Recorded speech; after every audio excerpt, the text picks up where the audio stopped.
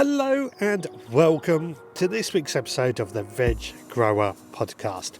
My name's Richard and I want to encourage and inspire you to grow more of your own food in whatever space you have available. And I do this by sharing exactly what's been going on my own allotment, my own vegetable garden here in Littlehampton on the south coast of the UK. I've been growing my own food for over 30 years now, but I still do learn something new every single day. And I'd like to take you on the journey with me. Now this week we have been down to the allotment where my time is still limited for the allotment, but we have done some exciting things. I've also had a question about Gooseberry Sawfly.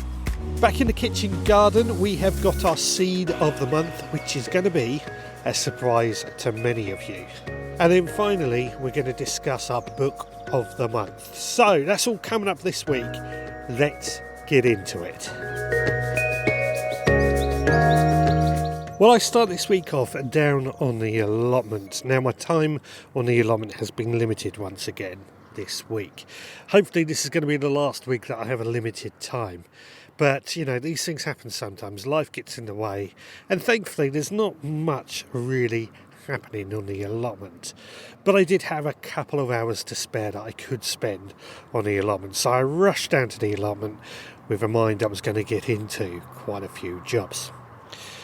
Now, as I entered our allotment site, we have a big gate at the front, which is usually open on the Sundays when our allotment shop is open. And just in front of the shop we have a bit of a car parking area. Now normally I would drive right down to my allotment just because it's easy and convenient to do that. But this week I couldn't do it. Now that's not unusual at this time of year because the ground is so much wetter in certain areas of the allotment site. It has been known for me to get some vehicles stuck in the mud at this sort of time.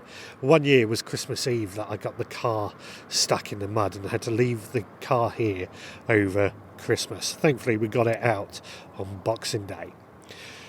But the other real reason why I couldn't drive down to my allotment is that the council has arranged for some resurfacing of the main road that runs the length of my allotment site. Now this is just a simple track road that they throw down some hardcore to make it easy for people to drive their vehicles down. Because my allotment site is quite a large site, I do think we need the ability to be able to drive our vehicles down to our allotments in order to unload things like compost. It's a long way to carry it, trust me. I don't know how big this site is, but there's over 200 allotment plots on this site, so it's pretty big. Anyway, yeah, the council has arranged, and they sent us an email about it, saying that a load of hardcore is going to be delivered and there's going to be machinery blocking the entrance to our allotment. And that was certainly the case. At the very front, there was some diggers and bulldozers just sitting there blocking off the path. So I had to walk up the allotment anyway. As I walked up, I met one of my allotment neighbours. He used to have a YouTube channel, so I know him quite well. Often have a chat with him. And I said, "Good morning, how are you?" And he gave me this look. I knew something wasn't right. He turned around to me and said that his allotment had been broken into again. He was not happy, to say the least. And I don't blame him either. Allotments being broken into is a common thing on allotments, and it does rather ruin the whole vibe of an allotment. But it is also part of allotment life. I've said this time and time again. We do what we can to mitigate this, but sometimes it just can't be helped.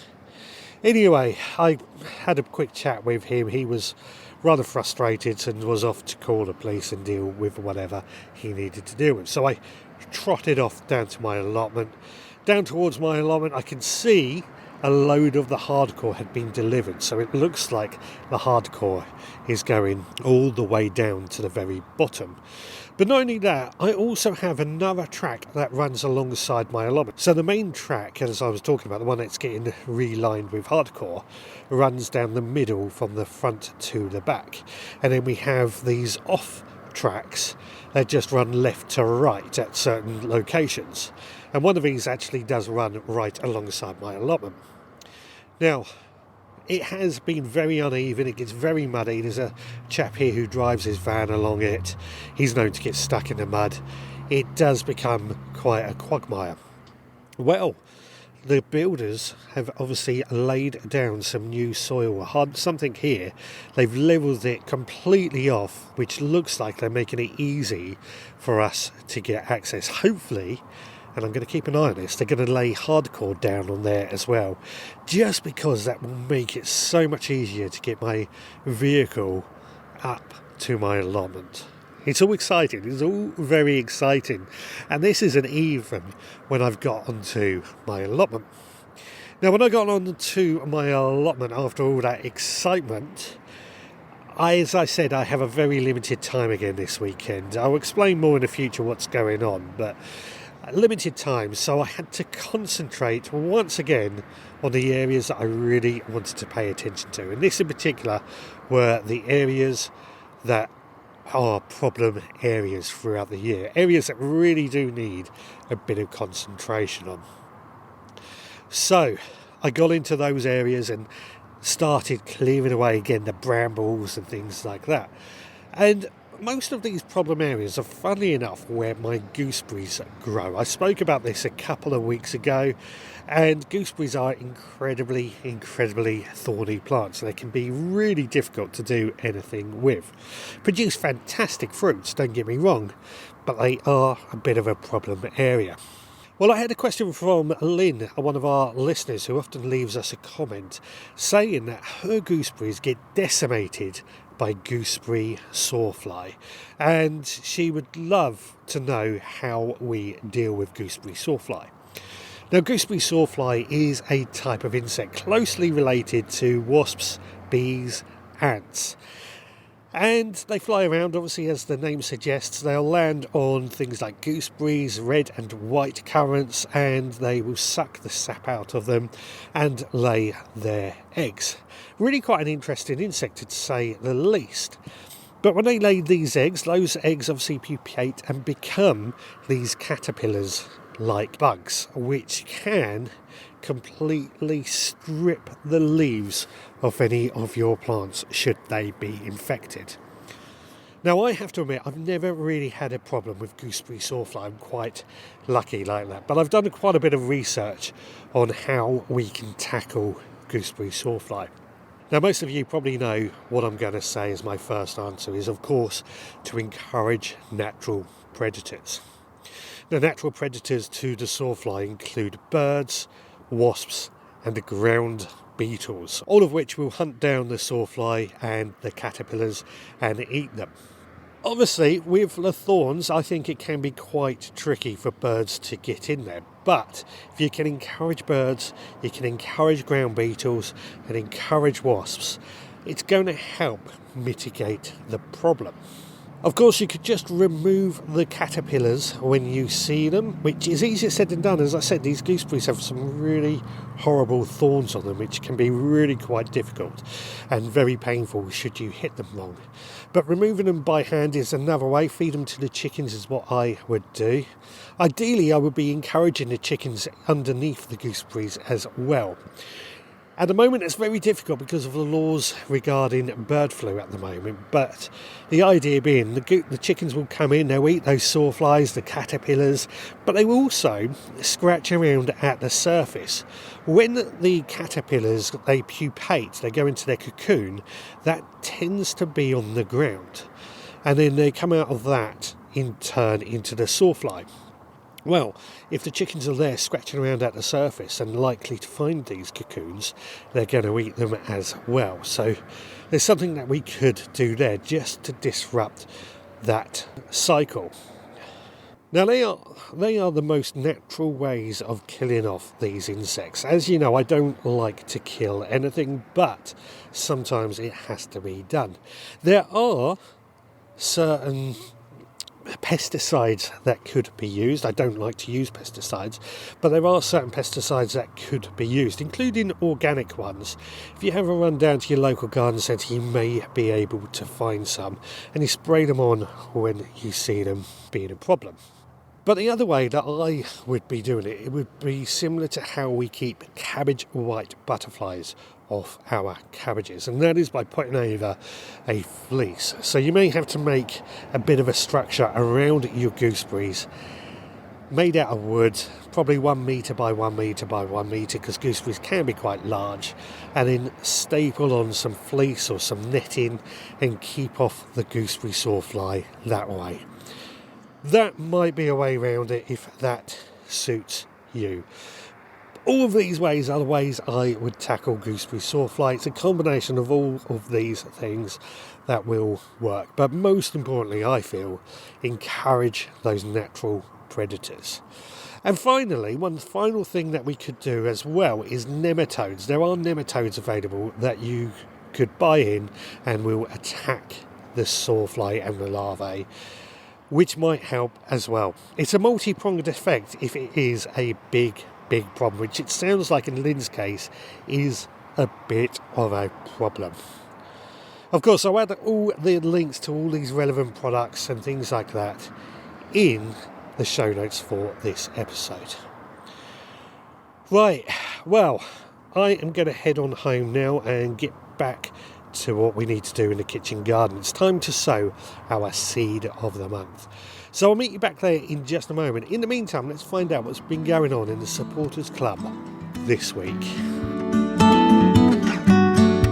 Well, of course, it is that time of the podcast where I ask if you would be good enough to leave a rate and review on your favourite podcast provider. It only takes you a few seconds, but it really does help us get found by more people who might also be interested in learning more about how to grow their own food, or inspiring more people to how to grow their own food. But not only that, if you are enjoying this podcast and you want to help support the work that we do, then please consider becoming a member of the Veg Grower Podcast Supporters Club.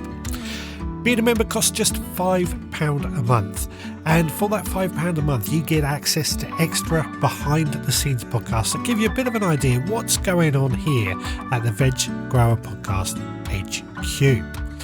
Added to that, once a month you receive through the letterbox our monthly seed bag, which contains a collection of seeds that I've carefully chosen to be sown that very month. And you also get a copy of our mini newspaper, which gives you a few instructions on how to grow those seeds and a few other ideas of what you could be doing throughout that month. Now, in the last week, we have been busy sending out December's seed pack, which contains a good collection of seeds. We've got parsley, we've got chilli, we've got onions, we've got spring onions, we've got lettuce, and we've got mizuna. So quite a collection of seeds that have been sent out to be sown in December. If that sounds like something you would be interested in, then please head to the veggrowerpodcast.co.uk to find out more and sign up. We would absolutely love to have you there. Right, back to the gardening. Well, I'm back home here in the kitchen garden now, and I have been actually pruning my grapevine. I've got a couple of grapevines actually, one that goes into the greenhouse over winter and one that is outside. And grapevine is actually a really good source of grapes, which is pretty obvious, and we've done really well with grapes in the last couple of years. The thing is, we've got to try and consistently prune the grapevine every year. This is something I did forget to do last year, but this year we have managed to do it. Otherwise, it becomes a bit of a tangled up mess. Now, pruning a grapevine is actually quite easy once I got my head around what we have to do. We take the main stem, we keep that in check, but every branch that comes off, we cut it back to 2 nodules. And that's it. Doesn't really take all that long, but it was rather pleasing thing to get done.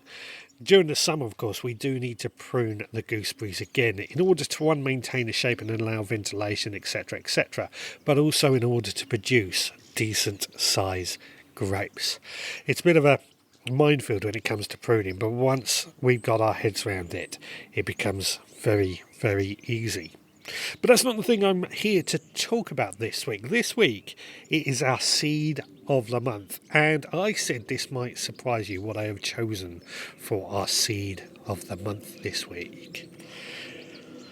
because it is aubergines. Now, I say it might be surprising because how many of you have ever sown aubergines in December? Not many of you, but like I've said with chilies and sweet peppers, I have learned over the years that they really do need a long growing season. And I have found, like chilies and peppers, that sowing them in December means that we end up with decent amount of aubergines. And that's certainly the case this year. We've had a record amount of aubergines. We're still actually harvesting aubergines from the greenhouse. And that is because they were sown at the end of November, beginning of December last year. Now, to sow them, all I've done is I've taken a plug plant tray that I filled with seed sowing compost, something quite light, a bit of added perlite into it, filled it up with that seed sowing compost, and then dibbed a single hole in each plug plant about a centimetre deep and dropped a single seed into it. I've then placed that plug plant trainer inside one of my heated propagators. Now this is a key thing I think we've got to remember if we're sowing these sort of seeds at this time of year. Heated propagators and grow lights are a must.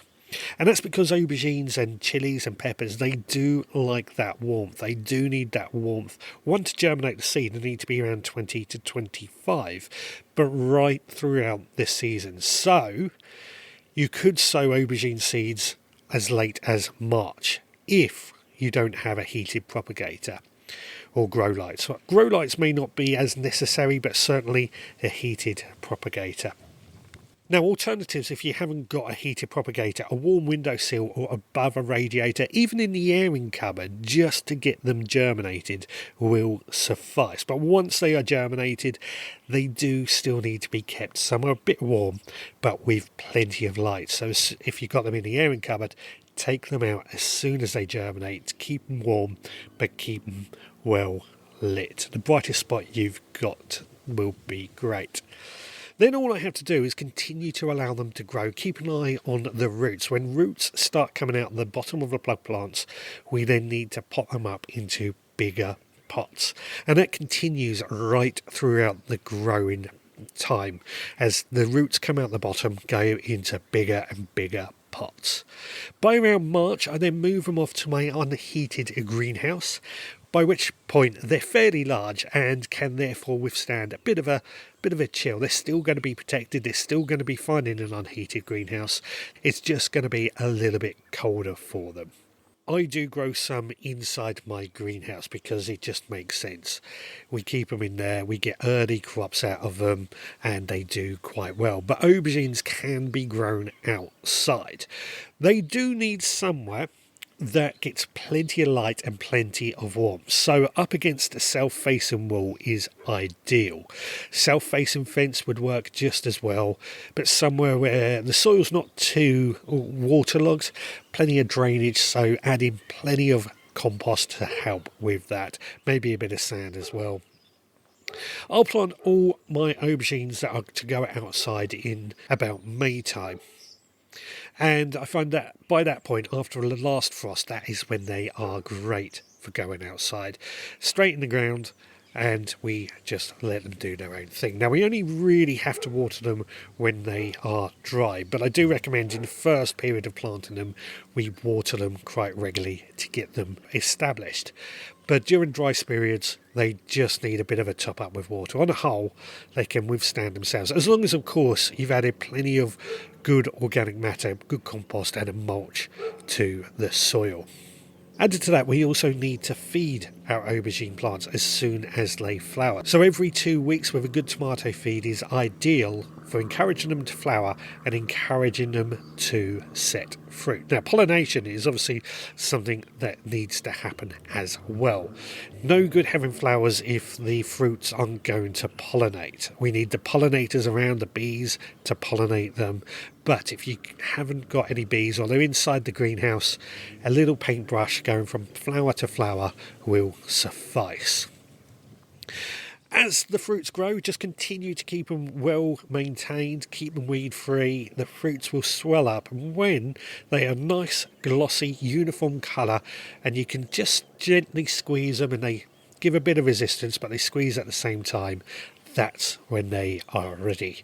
What I found with aubergines is the more you pick as soon as they're ready, the more they produce, and we use them in a whole wide range of dishes. They are actually quite easy. I think the key thing to remember is they need somewhere warm and light right throughout the growing season. I often find people struggle with aubergines, and that's because they haven't got them up against a south-facing wall somewhere warm. So really somewhere warm and light is the key when it comes to aubergines, along with that long growing period. Now, good luck with your aubergines if you're going to sow them as well. Let me know how you get on, of course, because I'd love to hear that. Right, I'm going to head on into the podding shed now and talk to you about our book of the month. In the meantime, let's find out what Chef Scott has for us this week. Chopping all the veggies, sizzle in the air. Chef Scott with the magic, smells are everywhere. Water starts to boil, onions hit the pan. Recipe of the week, let the feast begin. Cooking with Chef Scott, flavors come alive. Tune in every week for a tasty bite. Hi, it's Scott here, back with another recipe. And with us getting into December and the run up to Christmas, I thought I would share a dish that's a bit of a treat and great for a dinner party. And it is soy braised belly pork with yellow rock sugar. One of my favourite Chinese pork dishes, and it's so simple to make.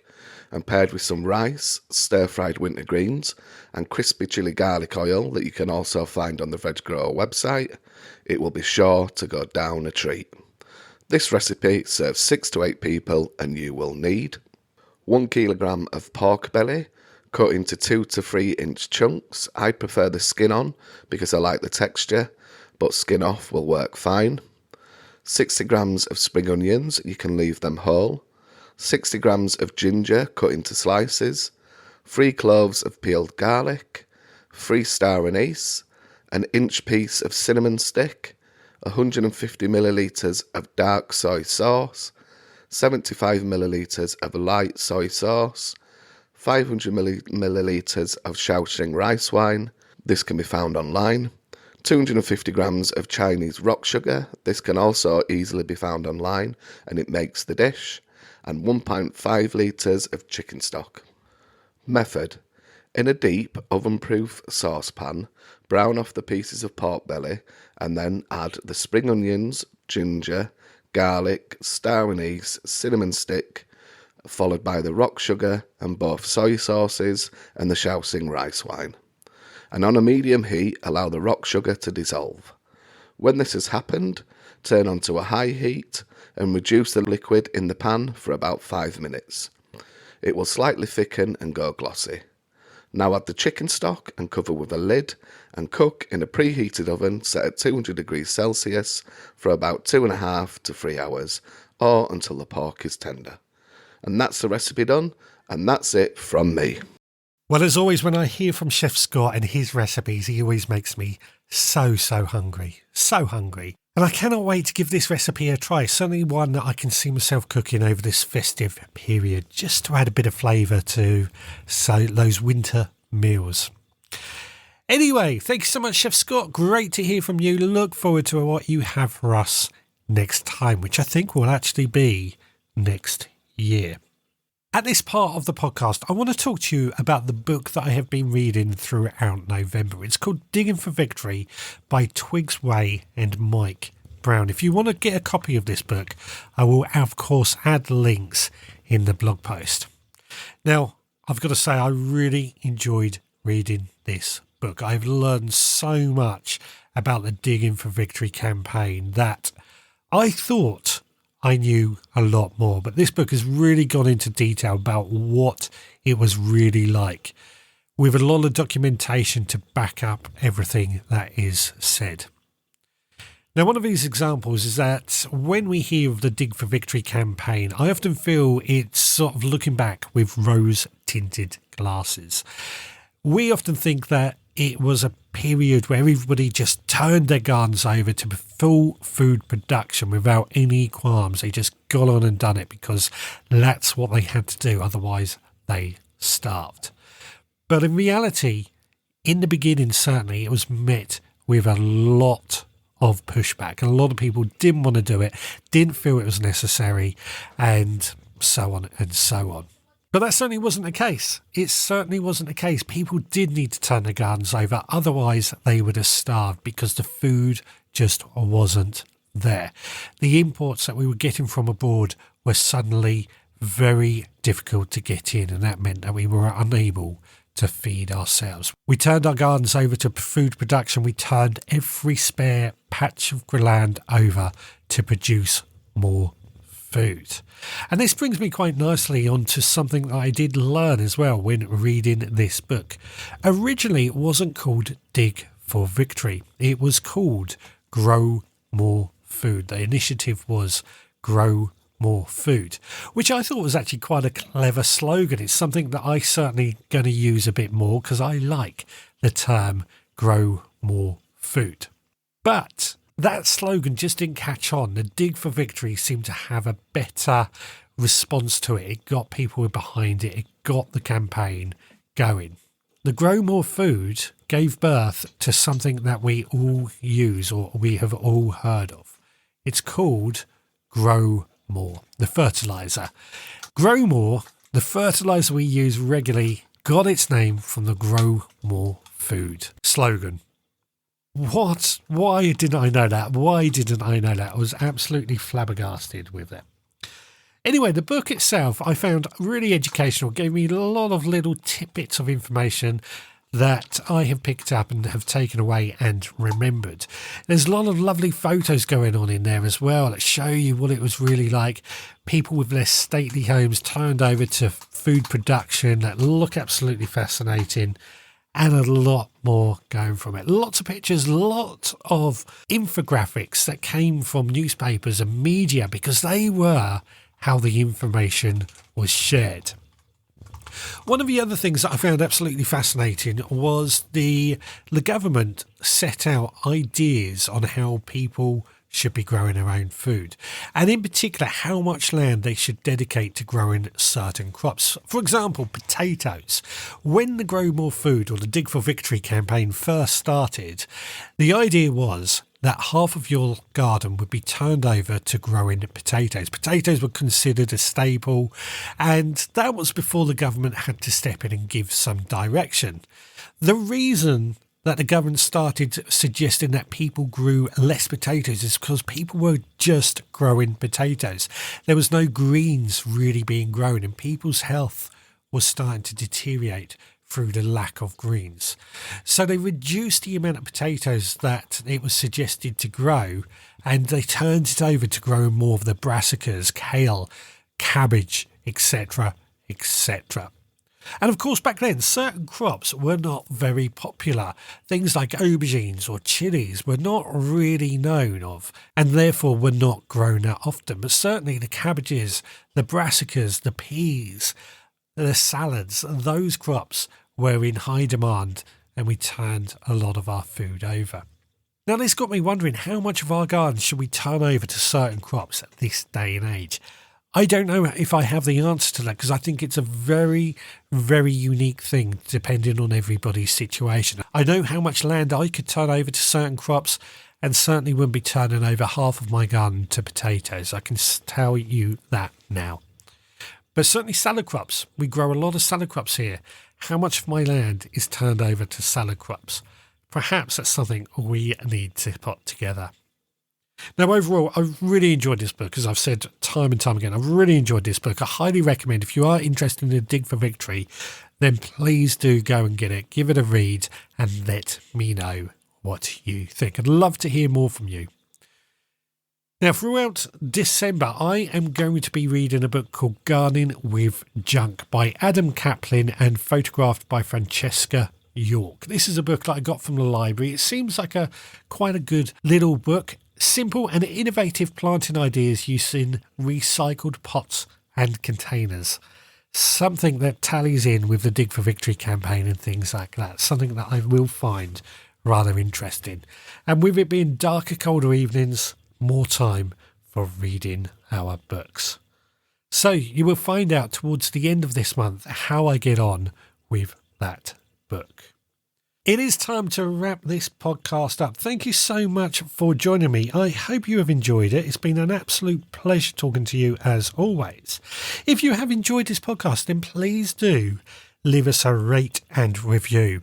Really could do with rate and reviews. They go a long way in helping us get found by more people who might be interested in learning more or looking for inspiration on how to grow their own food. We have had a couple of reviews on Spotify. The first comes from Lynn, and she says, "Hi Richard, really great podcast this week.